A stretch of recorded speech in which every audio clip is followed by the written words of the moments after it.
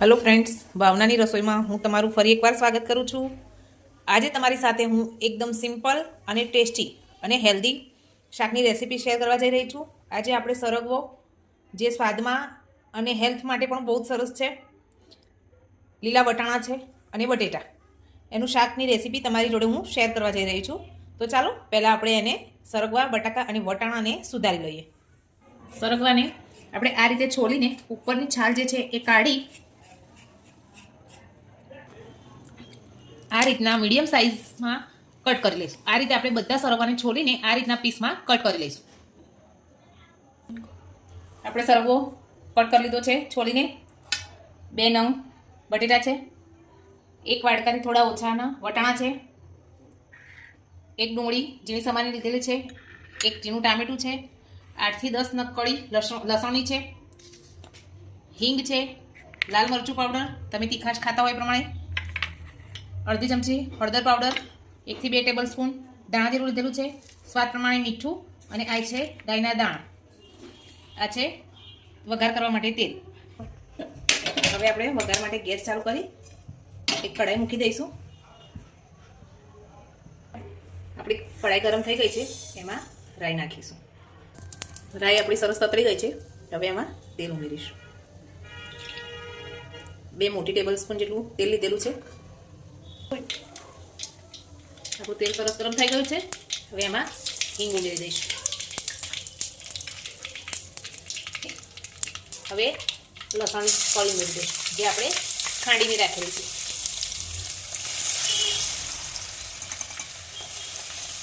એનો થોડો golden brown colour આવે પછી આપણે આ ઝીણી સમારીને રાખેલી છે ડુંગળી એ ઉમેરી દઈશું। ડુંગળીને આપણે સરસ શેકાઈ જવા દઈશું।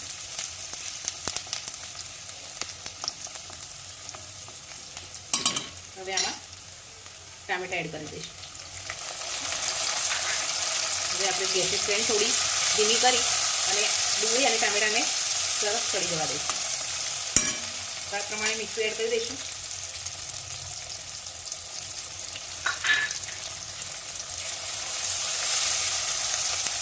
ગેસની ફ્લેમ એકદમ સ્લો કરી દઈશું। હવે આપણા ટામેટા અને ડુંગળી સરસ ફ્રાય થઈ ગયા છે, હવે એમાં સૂકા મસાલા એડ કરીશું। તો પહેલાં હળદર પાવડર, મીઠું આપણે ઉમેરી દીધેલું છે, લાલ મરચું પાવડર તમારા સ્વાદ પ્રમાણે, તમે જે પ્રમાણે તીખાશ ખાતા હોય પ્રમાણે, 2 મોટી ચમચી ધાણા જીરું પાવડર છે, એને પણ મેં નાખી દઈશું અંદર। હવે બધો મસાલો થોડો મિક્સ કરી દઈશું।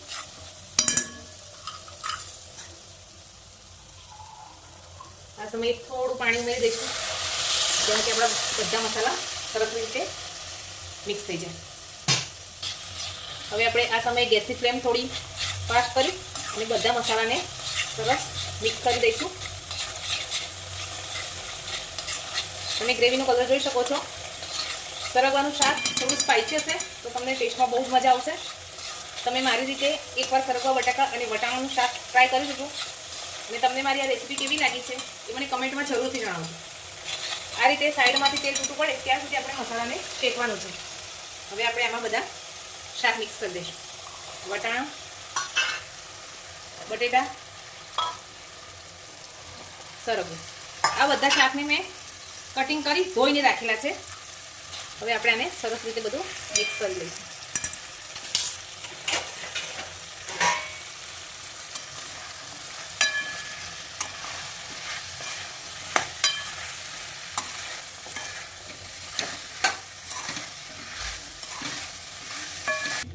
આપણું શાક મસ્ત સરસ મિક્સ કરી લીધું છે, હવે એને ધીમા ગેસે તેલના મસાલામાં ચડવા દઈશું। એ સમયે આપણે એક થાળીમાં 1 ગ્લાસ જેટલું ગરમ પાણી રેડી દઈશું। આપણી સબ્જી જ્યાં સુધી તેલમાં મિક્સ થાય ત્યાં સુધી આ પાણી પણ ગરમ થઈ જશે, અને એ જ પાણી, ગરમ પાણીનો ઉપયોગ આપણે શાકમાં કરવાનો છે। તમે જોઈ શકો છો આપણું પાણી પણ સરસ ગરમ થઈ ગયું છે, અને શાક પણ તેલમાં એકદમ સરસ ચડી ગયું છે, શેકાઈ ગયું છે। હવે એમાં આપણે આ જ ગરમ પાણીનો ઉપયોગ કરીશું અને બધું સરસ મિક્સ કરી લઈશું। હવે તમે આને કેટલું રસાવાળું રાખવા માંગો છો એ પ્રમાણે પાણી એડ કરી દેવું, અને આને ધીમા ગેસ ઉપર 10 થી 15 મિનિટ જેટલો સમય લાગશે ચડવા માટે. આપણે આમાં સરગવો બાફીને યુઝ નથી કર્યો, એટલે આને ધીમા ગેસ ઉપર બટેકા, વટાણા અને સરગવો ચડી જાય ત્યાં સુધી આપણે થવા દઈએ. હવે આપણે 10 થી 15 મિનિટ થઈ ગઈ છે. હવે આપણે ઢાંકણ ખોલી અને ચેક કરી લઈએ.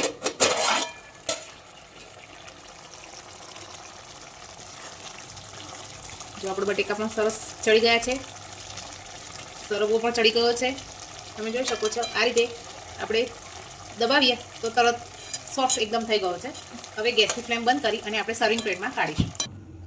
ફ્રેન્ડ્સ, આપણે આપણું સરગવા વટાણા બટેકાનું શાક ડીશમાં સર્વ કરી લીધું છે. હવે ઉપરથી લીલા ધાણા નાખીને ગાર્નિશિંગ કરીશું.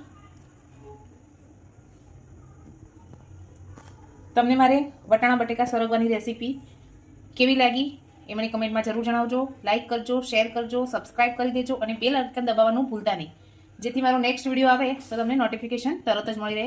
Thank you for watching.